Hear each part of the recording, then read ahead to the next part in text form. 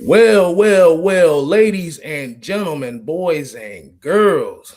Hey, it's your boy Kstylz, and you are actually in the pilot episode of Cutting It Up with just Kstylz. What's happening, people? How everybody doing this afternoon, night, whatever the hell you want to call it? But before we get into what we're gonna talk about, and what I normally would do is I will have two topics and the last topic is gonna be for y'all. But before we get to that, I'm gonna go ahead and I'm gonna shout out some folks that's already in here waiting. Like I said, we got Mr. Sean Gomes.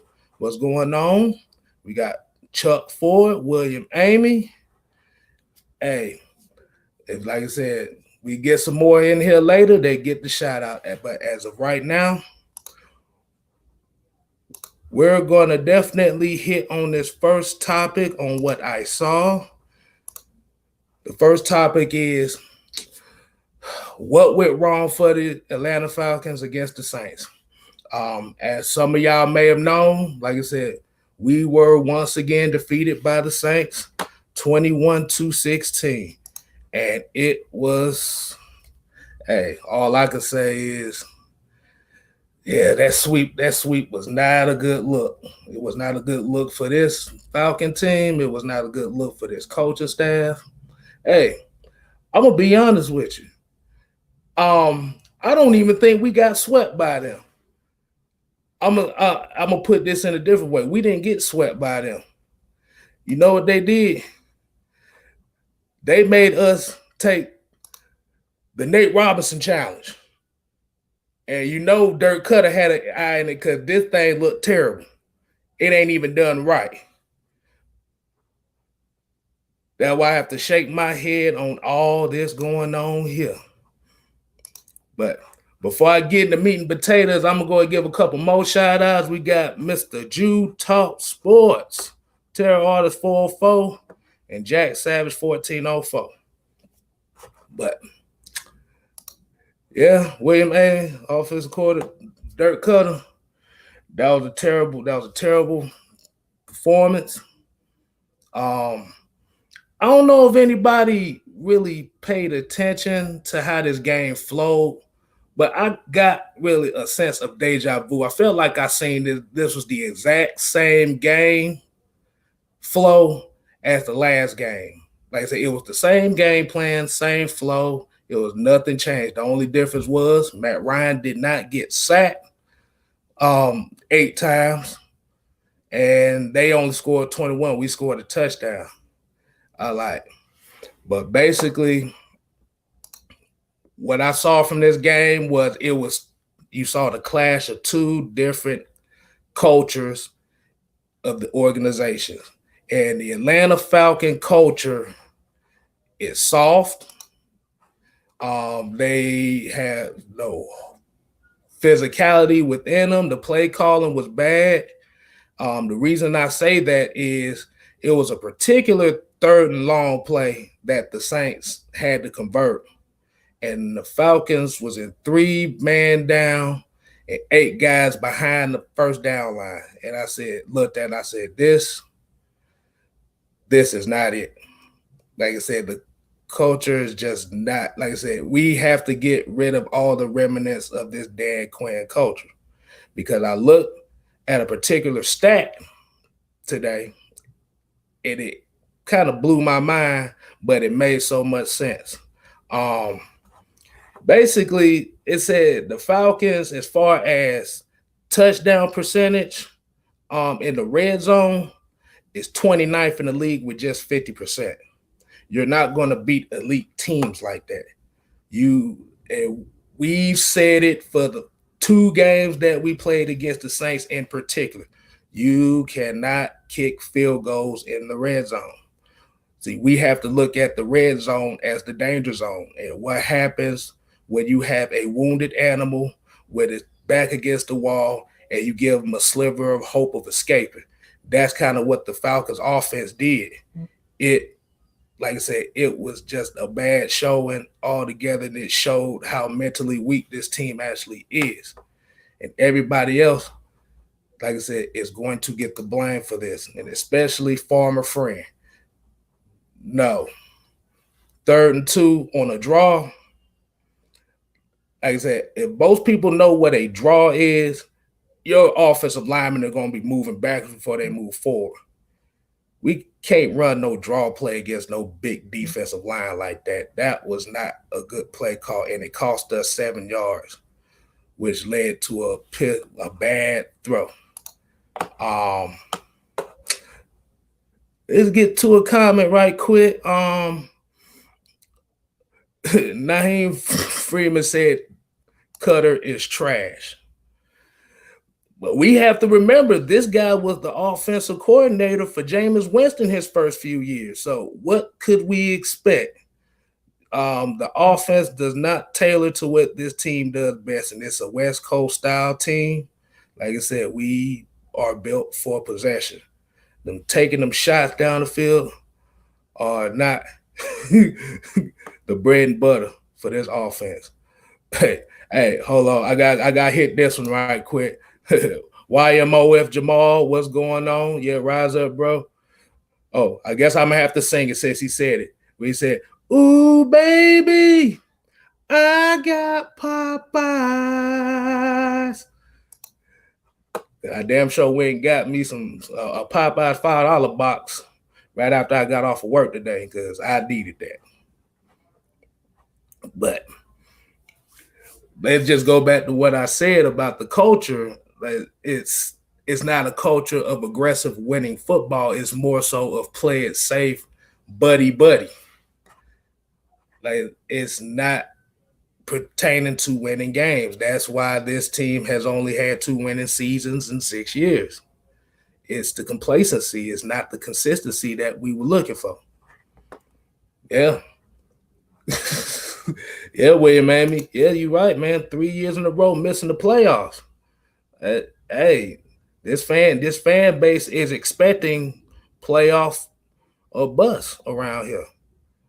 Like that, we don't want to be sitting up here not missing the playoffs. Like I said, we already catching hell as Falcon fans as it is, because I know y'all have noticed that a lot of media coverage, a lot of negative media coverage comes with this team from all media sources, even locally. And this is kind of one of the reasons why we do what we do here, because we want to give y'all something to look forward to, win, lose, or draw. And I'm gonna take a little time out here. I'm just saying, just make sure y'all like this video, like I said, and like just follow just Kstylz on YouTube, Twitter, any social media aspect that y'all got. But I'm gonna go ahead and get back to it. Like I said, y'all skate night, what's good? Anybody got any questions on the topic so far? Just let me know.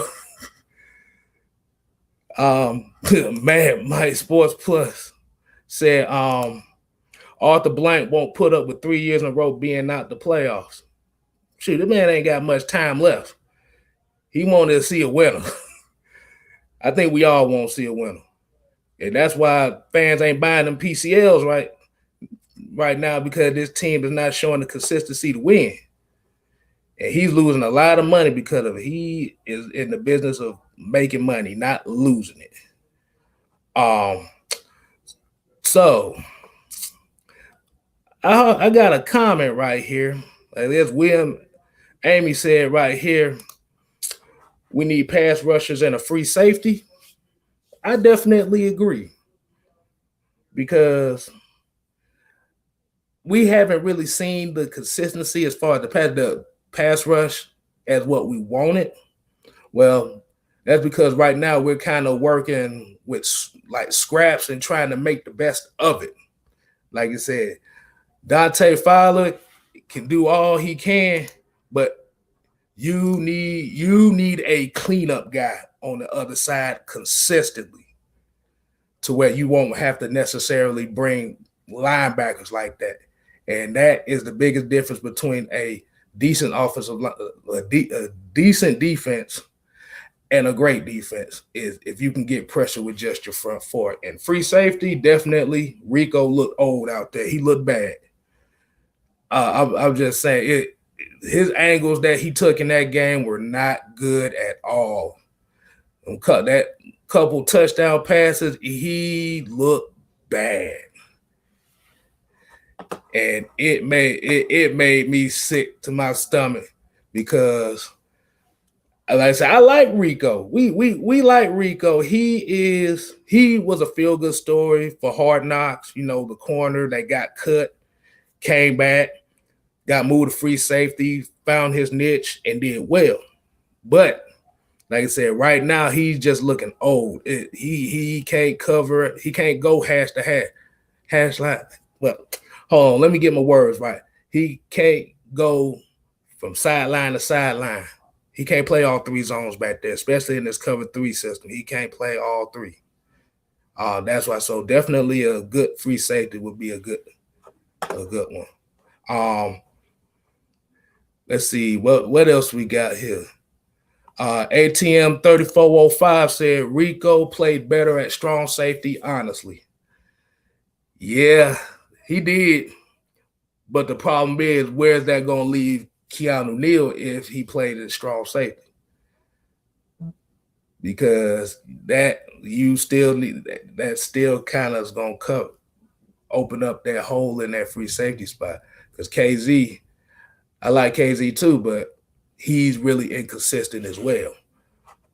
It showed in his play. Like I said, he gets interceptions, but his angles are terrible, and it just makes the defense look bad.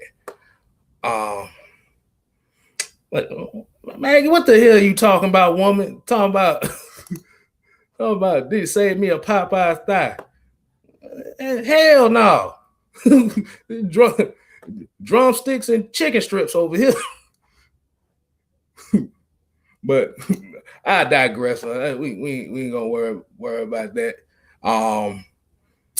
What Taylor Griffin got right here says, scrap the defense besides a few key players, keep Neal, Jones, Terrell.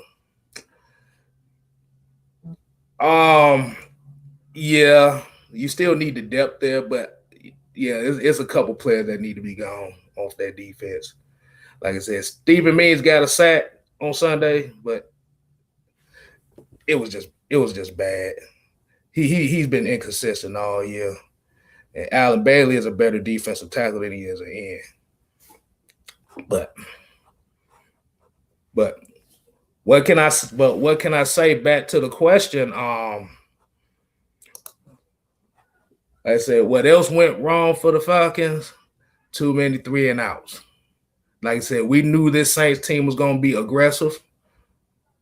We knew they was going to try to bring some heat. You know, they were going to give Taysom Hill some quick throws, some easy throws to build his confidence. And hell, when I watched the game, like I said, this man threw his first career touchdown pass against us. That's another notch in shit talking that's going to be going on from the Saints fans to us. But like I said, that's the difference between Sean Payton and Dirk Cutter as play callers. Because at least Sean Payton will call plays to get his guys open. And when you have good play, they might not have the greatest players on offense, but even if you have like great players, if you have an offensive system where you can scheme guys open, it makes the great players even greater. And Dirk Cutter is not doing that. Hold on, we got another one here. Dorian Woodard said Neal's cover skills never developed like they should have just been. Hold on, I'm trying to read that right. Neal's cover skills never developed like they should. Just be honest. Well, Keanu Neal never really was a covering type of safety. He's basically a box safety. He's pretty much a hybrid linebacker safety. So his cover skills was not going to be there. Let's just be honest. Even when he came out of Florida, that's what he did best, with just lay wood and thump motherfuckers out the game. Sometimes even his teammates. So yeah, we appreciate that comment right there. Hey, Anthony. Hey, I would say I'm gonna give a couple more shout outs. I see a lot of people coming in the room, checking us out, even though it's a Monday night of football. Like I said, Devon Standiford, what's good, homie? Anthony Wright in the building. Yeah. And I'm gonna get to AJ Avery, B Baller D. I'm gonna get to this comment right here I saw too, and this came from Anthony Wright. He said Ricardo Allen has been a great leader in the secondary for us in the past. Yeah, it's time to move on. It's just time. You have to get younger back there. You need range in that free safety spot. Yeah, so definitely I agree with you on that one. Let's see, we got oh, B Baller D said, damn, but are we surprised? the way that this team looked like is like a Dr. Jekyll, Mr. Hyde. Like I said, what's up, B Baller D? And I have another picture that I want to put up here. This pretty much sums up how us Falcon fans have been feeling from the beginning of the season to now. Now, I don't know if y'all remember Rugrats, but there was a particular episode that they had showed. On the left side, this is the Cynthia dog, what it looked like coming out the package. That's how we felt when the season came on. We were hyped and all that stuff, and everybody was excited. But then, like I said, as the season grew along, and then we started losing in bad ways, and it was just the Dr. Jekyll, Mr. Hyde. Like I said, on the left, that doll is clean.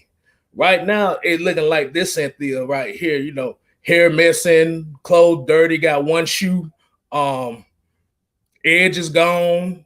So we just holding on for dear life as fans right now. But like I said, this is Atlanta Falcon Nation. We not going nowhere, win, lose, draw, 16-0, 0-16. We still gonna be here doing our damn thing for y'all. Let's see what else we got up in here. We got Monte B, what's going on? Fred Moore Jr. Let's see what else we got. Okay, Nice Joe Disa said Matt held the ball too long, plain and simple. You could say that in certain cases that he did, but there was a few instances where he literally had to get rid of the ball in less than a second.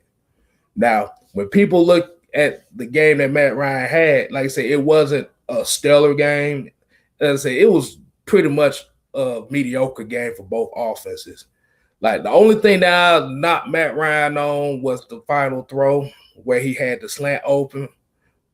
But at the same time, I see like a lot of fans ask, why don't he give the ball to Julio? He tried to give Julio a shot, and it just failed.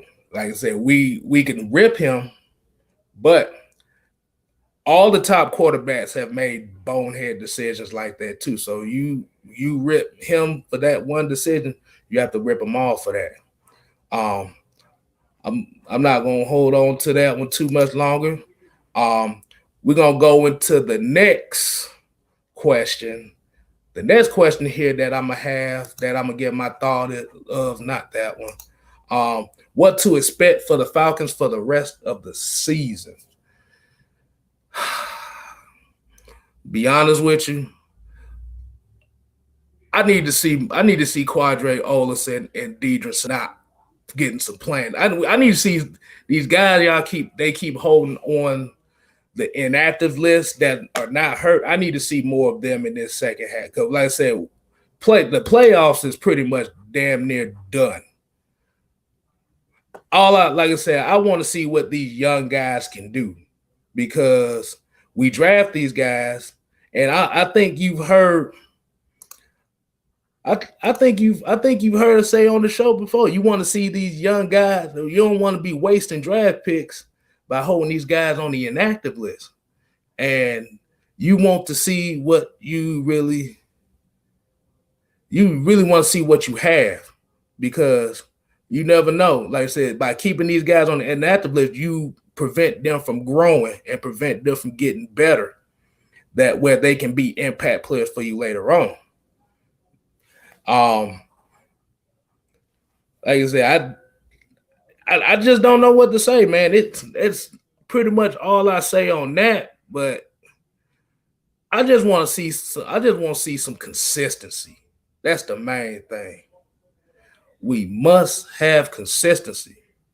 And like I said, Raheem Morris, see, we already pretty much figured Raheem Morris is not the head coach for this team, because we have seen him time and time again making slide comments, throwing players and everybody else under the bus.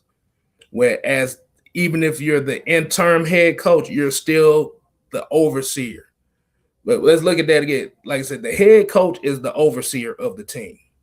So he has to dictate flow from the beginning to the end of the game. And you cannot be throwing people under the bus to make yourself look good. Now, we talk shit about Dirk Cutter all day. Offensive coordinator, terrible. No. Like I said, Jameis Winston threw a lot of turned the ball over a lot in his offense. So yeah, that ain't gonna work. Okay, let's see what everybody else had to say about this. We got another one. William Amy said, "What are we playing for? We're playing for paychecks, incentives, and contracts next year, which is going to be an interesting offseason after this year, because if it's rumors that the salary cap is going to be going down compared to where it's at now, it's really going to be tough to keep a lot of players. And that goes for every team in the league. Let's see what else we got. We got Rose City, a.k.a. William Dickerson. Give him love to Mad Mike. But it's who that? Yeah, like I said, y'all made us take the Nate Robinson challenge. So, like I said, you got it, man. Hey, until next year, hopefully this team will be consistent enough to where we can take that mantle back and scream "we that." But it's all love to everybody. Rebel ATL said, "Fire Dirk Cutter. Expect to, unfortunately, only maybe one win if Dirk is still here." Maybe not. Like I said, we are not really expected to win much afterwards. But I will give maybe a couple more wins. I think they'll probably get one against Tampa. This San Diego one might be a good one to get a W. But at the end of the day, as I don't really see much, but I just want to see consistency from all three levels. Well, right now, we got two MVPs on our team right now, and that's Younghoe Koo and I call him the Nigerian water boy, Foye Oluokun. So, hey, we got it right there. And let's see. Anthony Wright says, and Ridley has 821 receiving yards, his rookie number as a 3 receiver. Yeah, he could definitely eclipse that 1,000.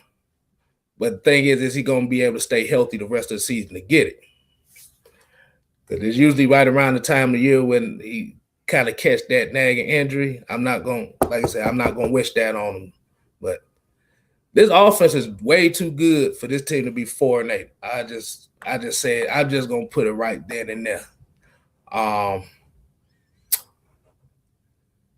Let's see. Yasuke up here talking about it's been crazy, but he's happy that Quinn and TD are gone. Are they really gone? Because we still got remnants of that regime. So technically, they're about 60% gone. They still here. They just not here in person.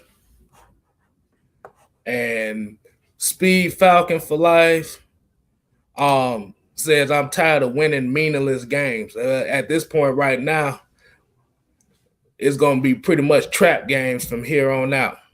Like you said, trap game. Yeah, that's us. Yeah, that's gonna be us right there.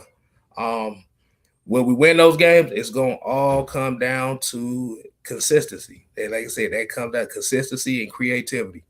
That's what we pretty much been saying all season. Like I said, if you watch our 3 keys on the heavy hitter show, pretty much most of our 3 keys have been pretty much the same for every game. Might be 1 or 2 things that's a little different, but definitely been the same. And he also said we have to lose out. I don't want to see us win another game. I don't want to have that mentality. That's not a good mentality to have. Like I said, I understand if we lose out because we lost to better teams. Yeah, I can see that. But losing on purpose is going to defeat the purpose because we have to remember these guys are playing for incentives and contracts next year. So they not finna tank just because we want a high draft pick. But like I said, we appreciate the comment to go with that. And just like Mad Mike Sports say, man, we thank everybody for their time and support through all this. I mean, like I said, we out here, we doing what we got to do. And like I said, we trying to entertain y'all the best way we can. Like I said, win, lose, or draw. Okay. Terra Falcon says, hell no, fuck that losing out. We playing for pride. Gotta play for pride, bro. You gotta play these. Like I said, football is not like these other sports. It's because like basketball, when they draft picks, they going straight off of analytics. That's an analytics type of league right there. So they going for the tanking. You tanking that. Football, you can't let off one thing. That's how folks get hurt when they have that tanking mentality. And I'm gonna go back to Rebel ATL. Said no one likes lose, but I can't stand tanking. But it's gonna be hard to win another game. We never know. It could be hard to win another game, or they might shock us a couple games. I think they can still pull at least 2 out the bag, but it's gonna have to come down to like basically where this team is mentally from here. Like I said, if you're gonna give up, like I said, it's just not gonna be good. Okay, Anthony Wright. Okay, he said, I truly believe we should clean house with the coaching staff, except when the new regime come and hire Jeff Ober as permanent defense coordinator. I mean, Jeff Ulbrich has definitely, especially with him having more control of the defense. Like I said, I definitely like that, but it's all going to depend on the GM. What is the GM? What's his mindset going to be? Is he going to be a defensive-minded guy that's going to focus on defense, or is he going to be an offensive-minded guy and kind of class? So we're not going to really know that until we get that information on that GM spot. Let's see what else we got. CP the Trucker said, good evening. Thanks for all you guys do. Time to blow it up. We need an identity. Without one, we'll still miss on draft picks. Look at Pittsburgh. They get guys who fit. That comes down to the GM. And you technically kind of hit the nail on the head with the identity part. Because this team that went through so many regimes in the last 10 to 15 years, it's really kind of hard to establish an identity on what they want when you're going through a Mike Smith, you're going through a Dan Quinn, hell, Mike Mularkey, hell, damn Dirk Cutter before. Like I said, that's four different regimes. And what Pittsburgh does very well is, like I said, they have consistency as far as keeping executives, coaches, and scouting, because that's one of the most underrated parts about a NFL franchise is that scouting department and how in tune with the GM that he is and how in tune they are with the coaches. Because you can't have a GM that has one mindset and a coach with a different mindset because they're going to clash. It's not going to work. And we've seen it happen multiple times. Let's see what else we got here. Let's see. Andrew G. Okay, I see what you got over here, man. He said Chiefs barely beating Denver last night. They got one touchdown, 300 yards from Mahomes, and that's bad. They just kick field goal, same shit we do, so we have a chance to win that.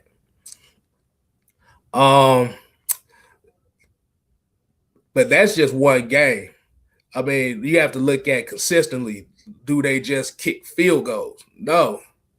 They have a system implemented in Kansas City that fits everybody's skill set, and they run plays based off of that. So like I said, they had a bad game, but they don't do it like that consistently. And that's where the big difference comes with the Falcons and the Chiefs. I still think that might be a trap game right there, but that's just how I'm thinking. That's just me thinking outside the box on that one. Let's see. Let's see what else somebody else. All right, yeah, let everybody keep the comments flowing. Like I said, we're gonna get to this part of the show right here where it's just basically gonna be y'all show. Like I said, y'all gonna have some questions and ask me whatever. I answer to them to the best of my abilities, and hopefully we all be on the same page on this. Like I said, I'll still answer some of your comments as well. Speed Falcons for Life said the Saints have stability. They kept Sean Payton since 2006 and have been the kings of the South every year. I wouldn't say every year, but the consistency is there. Like I said, they've ran the same system for 10 plus years. And that's where a lot of like those organizations that are consistent in winning, they keep the same core in place, whether it be head coach, GM, like I said, executives. And that's where it comes down to. Like I said, you can't be rotating coaches and quarterbacks and GMs every 2 or 3 years, because then you're gonna be a hot dumpster fire, a disaster waiting to happen. Okay, let's see what else we got here. Hold on. No, baller DD said, didn't Dirk Cutter look like he was in the coffee shop calling plays in the corner? Yeah, it looked like he was playing Retro Bowl on his phone. Retro Bowl don't have no plays. All you do is just swipe back and just pass it to whatever the hell you want. Yeah, because you can't be up at the booth and not see what the hell's going on. So that let me know, what are you looking at? You got the bird's eye view on everything. Okay, Mark Goodby said, ATL fans, we hung with the Saints this past Sunday. Saints could possibly play in the Super Bowl. It could be. Can be not. We don't know. You still got some season left. We will see how all that's going to come down. And I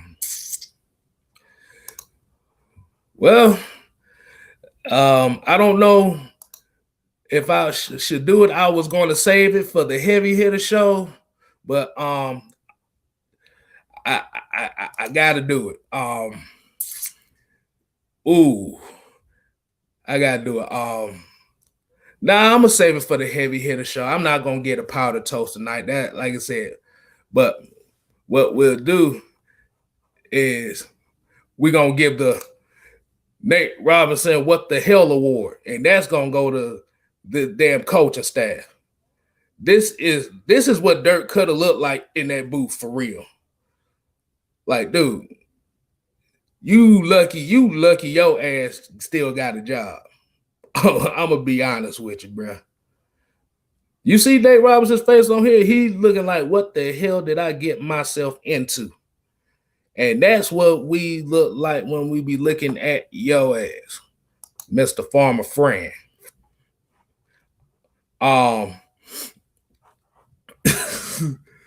Let's see what else we got here.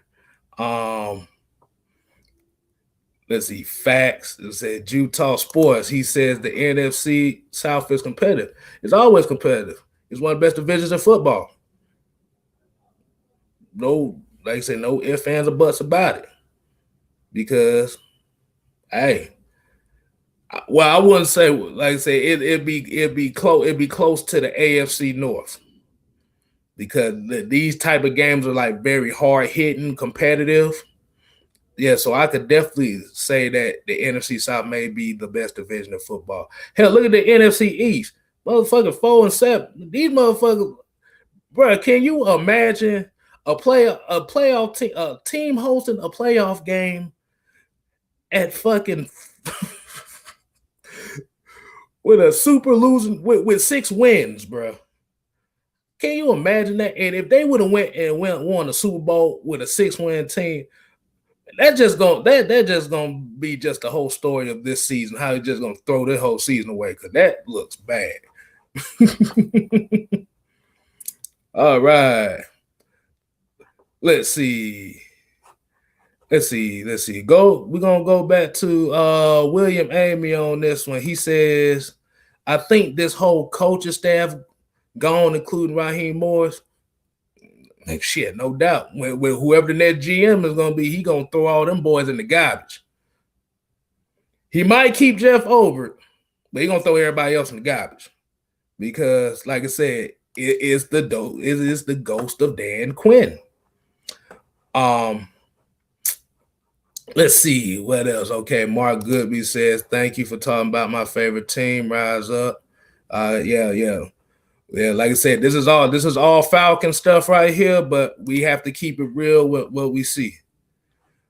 Mad Mike Sport, Mike, what you talking about here? He said, "What do you think about Greg Knapp being OC?" I really think he should have been the OC from the jump, because like I'm about to say, didn't Greg Knapp come from that zone run system where pretty much it was kind of like a West Coast style, and I think it definitely would have fit with Matt Ryan's skill set and the skill set of these players. Because if we remember that 2016 season, it wasn't always about trying to throw intermediate routes. It was about using the run to set up the play action, using the short passing game and tight ends, and let the players do their thing. But it was all about time possession. So yeah, Greg Knapp, definitely his style would be great for this team.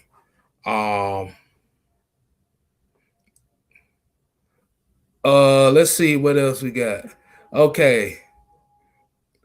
Hold on, let me take that picture off. My bad, y'all. I'm so used to reading y'all comments, I forgot I left that damn picture up there. Let's see what it said. Yeah, Miss Maggie T. Yeah, that boy did get knocked the hell out. I was about to say, you can't be shooting the one. You can't be trying to shoot the ones with a box in a boxing match. That's how you get your ass knocked out. Terra Artist 404 says, "Should we get Greg Williams?" I don't know, be honest with you, but his philosophy is a damn good philosophy. Like I said, I just think with Greg Williams, I think our defense is a little too small to run his scheme, because that is a 3-4. I think that's a 3-4 scheme, and I think our defense is kind of small for that. You're gonna need a couple bigger guys in order for them to fit his system. But that would be an interesting damn topic to think about. Let's see. Rebel ATL says, "Couldn't get worse than Cutter. As long as he's gone at the end of the day, I'm fine with Nat being OC for the rest of the season." Yeah, I have to agree with you on that, man. All right. Joshua Johnson, we have one right here. He said, "What do y'all think of Atlanta reaching out to some of the Saints coaches?" At this point, like I said, even though they're Saints coaches, you trying to find the best coaches you can for this team. It don't matter what team they play for or what. We need to establish a new regime here in Atlanta. Like I said, this soft cookie cutter corporate image that we trying to put out here where we ain't got no head busters out neither. Like I said, we have to change that because these teams are not scared of Atlanta. They actually are laughing at us as we speak. The media is literally turned us into a joke this year. I'm just gonna keep it 100. And like I said, locally as well, we are the laughing stock of the NFL outside of the Jets. Okay, let's see. Lewis Reddick. Okay, said Lewis Reddick, please. I don't think like I said, I don't know. I can't really see. Like I said, if they do it, they just gonna pull the trigger, whatever, that's fine. But me, I honestly I don't know because only real good significant thing I remember him doing was help and drafting Sean Taylor to Washington. Outside of that, I haven't really seen nothing from him to really warrant that kind of a position, especially with this franchise. But we'll never know.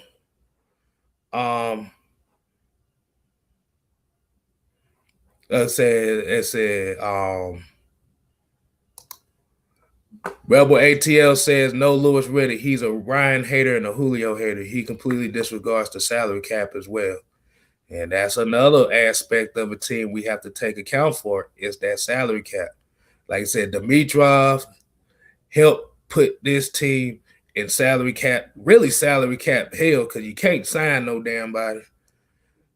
And we are unfortunate to, like I said, with the rumors that the salary cap might go down a few million. I think they was talking about 180 million because it's already about 190 something million for all the teams. If they talk about it might go down to 180 million, that's going to put us in the negative. I mean, I don't know about y'all, but I don't want to be going grocery shopping and get to the line and find out that I left my card at home and I ain't got no groceries. That, like I said, that's not a good feeling.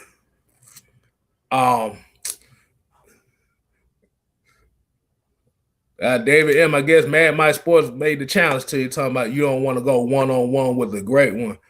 But we got a WWE SmackDown damn matchup trying to brew up in the chat here. You're a fool for that one. Let's see what else. Okay. Let's see. Joshua Johnson came up here and said another one too. We as fans should start holding owners accountable after a coach has performed 3+ years in the GM. I think we've already done that. I think that's why Dan Quinn and Dimitrov got fired in the first place because Arthur Blank was starting to get some of that backlash too. With pretty much saying like, do you really want to win or are you just here trying to sell these PCLs and make money? So I think we hold them, we hold them account. We starting to hold them accountable now. But like I said, definitely now it's kind of like a win now mode for him because, like I said, he's up there in years. He's enjoying the press box, but eventually he's going to end up passing it down to somebody down in the family and just riding off to the sunset. Let's see. Philando Jones says they have a lot of black GMs out there. I like Rick Smith, former Texas GM. He put together a good team in Houston. Before Bob McNair snatched his damn position away for Bill O'Brien. You see how that shit worked out. Not good. But like I said, Rick Smith, like I said, I've heard that name and I've seen what he's done. Like I said, that'll be a pretty good one for the Falcons. Let's see. Mark Goodby says, has Ridley surpassed Julio as our number one? No. The reason why I say no is because Ridley still has a lot to work on. Like I said, his route running is good, but physically surpass Julio? No. Because, like I said, Ridley is an outside the numbers type of receiver. That's where he does his most damage as outside the numbers. Julio can kind of work outside the numbers, inside the numbers, in the middle of the field. So until Ridley works on, like I said, that middle to inside the hash type of thing. He can't surpass Julio. Like I said, Julio can give him the pointers. Uncle Julio can give him the pointers to be the number one, but he has to put that time and work in. Let's see what we got here. Man, boy, y'all coming in here and showing the brother some love today, man. I appreciate it, man. You know, like I said, I know most of y'all ain't used to seeing me by myself, so I guess y'all can kind of see where my mindset goes at this. Let's see. So you might look what the hell you done started talking about anytime, anywhere. Bro, I'm telling you, I will referee this match. I'm just letting you know that, right? You have the first 4-eyed fat referee of AFN history. So yeah, I'll referee that thing. Okay, let's see what else we got. From people. Okay, we got Hayden Hughes here. He said, we get Greg Williams to be blitz happy defense, draft Errol Thompson from Mississippi State. We have a lineup of Deion Jones, Foyer Thompson, sub linebacker, and a rush linebacker, and Dante Fowler. Only problem is that's a lot of linebackers. You gotta think if they running that 3-4, like I said, one of them linebackers is only gonna be playing but so much. I mean, like you said, as a sub, could be. Yeah. I have to kind of get more into the college thing. I'm gonna work with Mad Mike Sports with that as far as scouting for college, because, like, you know, I'm a Georgia Tech fan, so yeah. So I haven't really had time to really pay attention to everybody else, but I'll definitely get with the family and we start looking at these draft prospects. But yeah, like I said, that's interesting. I'll look into that. Man, let's see. Joe Cal Ledham Jr. They took our touchdown from Calvin Ridley yesterday. Hey, like I said, it was a whole bunch of bang bang plays going on. Like I said, I was about to say, at least in this time, this matchup, it didn't come down to a whole bunch of bang bang plays that made you think, like, really, why? But I'll take that one. All right, we got another question is, who would be the number one running back next year? I'll probably be first to say that it will not be Todd Gurley. Only reason why I say that is if you look at the incentives and how many touchdowns he got, he's going to be wanting a little bit more money. Like, I can't really see Todd Gurley. I don't, like I say, it's just going to depend on the GM. It's going to depend on the GM and this next coach, because are they going to want Todd Gurley? Like, even if Todd Gurley is going to want to stay, are they going to want Todd Gurley?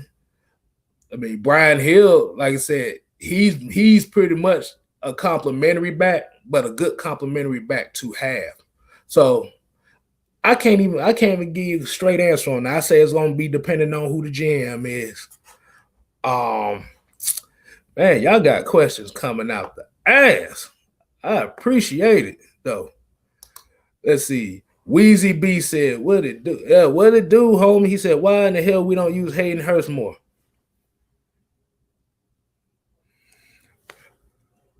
I was wondering that too myself. Like I said, it is no excuse that. Okay, I want y'all to picture this. You gave up a second round draft pick for a tight end that was more athletic than Austin Hooper, and he only combines for damn 2 catches for fucking damn near 20 yards in 2 games against the Saints, in a game where he would have been an impact player. Like I said, this is like, we look at this system is not a tight end friendly system. Let's just keep it real. It's not a tight end type system. Like I said, that's why I think where a Greg Knapp type of coach would come into, because it's just sad. It's sad to see that Hayden Hurst not getting used to his proper ability, because you could use him in so many different aspects outside of just lining up at that tight end position. Like I said, Austin Hooper averaged almost 80 catches a season with us, and this motherfucker is slow as dirt. He's basically a chain mover. But you got a game breaker here, and you're not using him. It's a damn shame, to be honest with you. Let's see what else somebody got. William Amy said we are not drafting the quarterback. I think we done about established this thing in about almost 50 damn videos by now.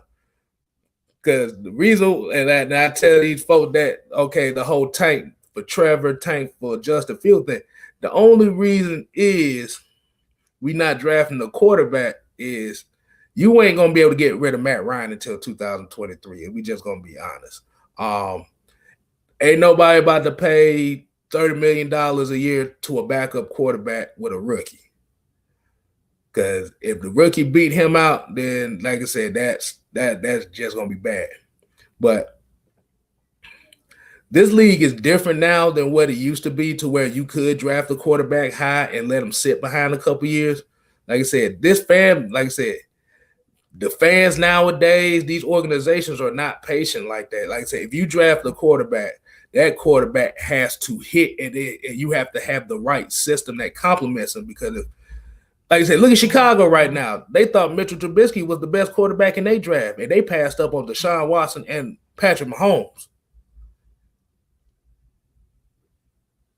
Like I said, system just don't fit. And like I said, it makes him look bad as well. So, and Terror Artist 404 said, hell no, don't draft the running back in the first round. You don't need to draft running back in the first round. Usually the first round is best suited for pass rushers and offensive linemen, or special type of linebackers.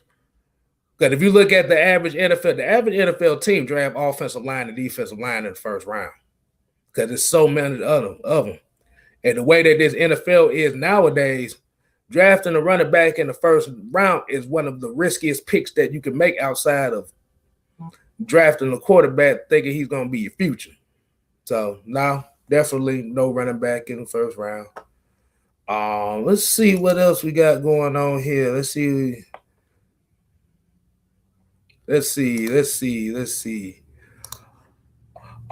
Speed for Life said Matt Ryan is playing bad this year because of, like, let me repeat. I'm gonna say I can't call him Dirk. Farmer France play calling. Yes, we've established that a long time ago. We might actually do another video to show how bad this system is really, and why Jameis Winston throws all the interceptions he did under this system. But yeah, like I said, I appreciate everybody on here tuning in with us. Let's see what else we got. I just want to, let's see what we got here. Oh man.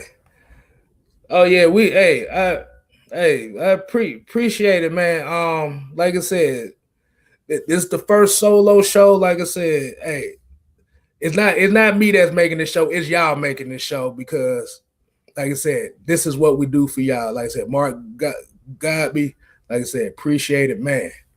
Hey, like I said, it's all love for everybody that's in here tonight. Let's see. Well, I'm going to say it like this, man. This is the part of the show that, unfortunately, it is the end.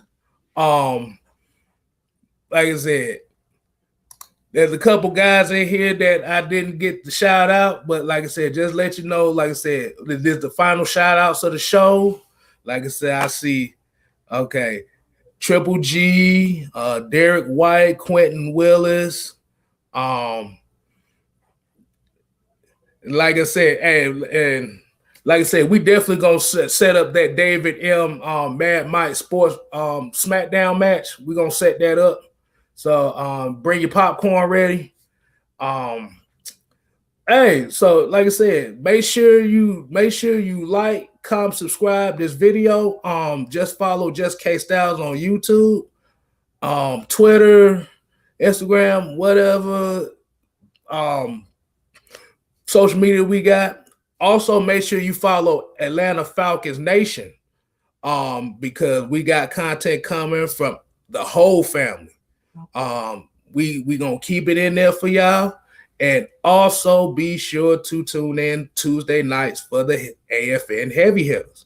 That's where you're going to catch me, Mr. Mad Mike Sports, Jew Talk Sports, and Miss Maggie T.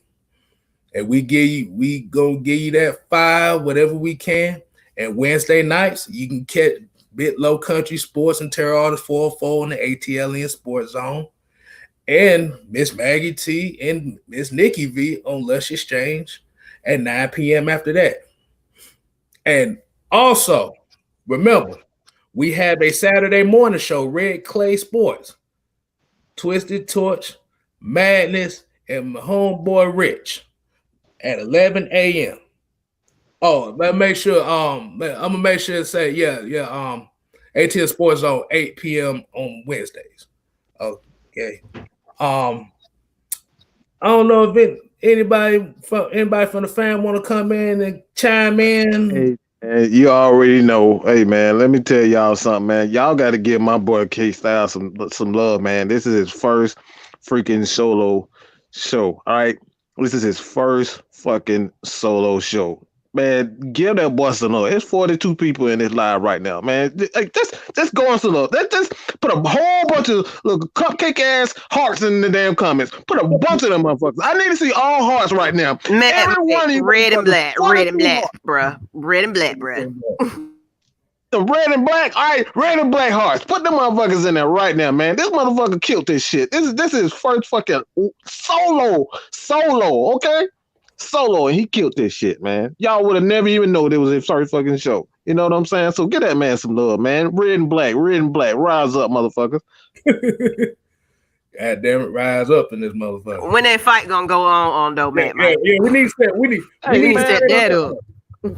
We need to set that up with the great one, okay? I got the title. I choose when, where, and how, okay? This is how it's done. You move when I move. You know like how Dr. Dre said?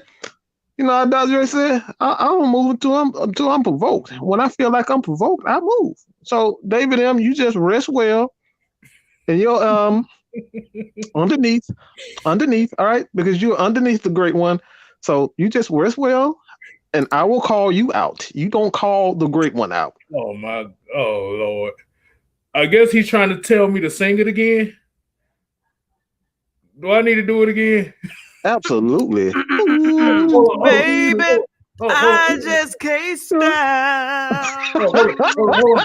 I gotta do it the way he said it. Ooh, baby, we got Kstylz. Hey, man. Hey, if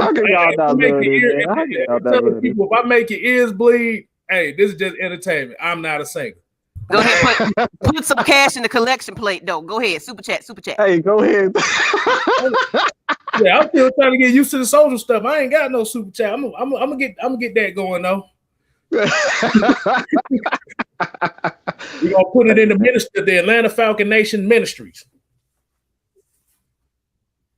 Hey, man. I don't know who would be the preachers. I know me because I'm gonna sit everybody straight to hell, man. So I know I can't be.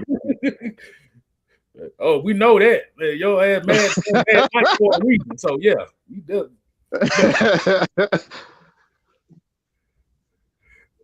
Terra Falcon told me I should have saved that Popeyes box that I had. But hell nah, man. I had to eat that shit, but I was hungry.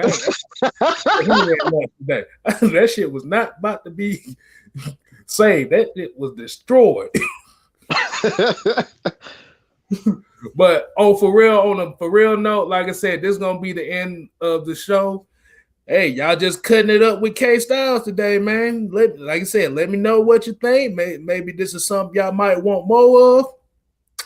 Like I said, we appreciate everybody tuning in tonight, and we out.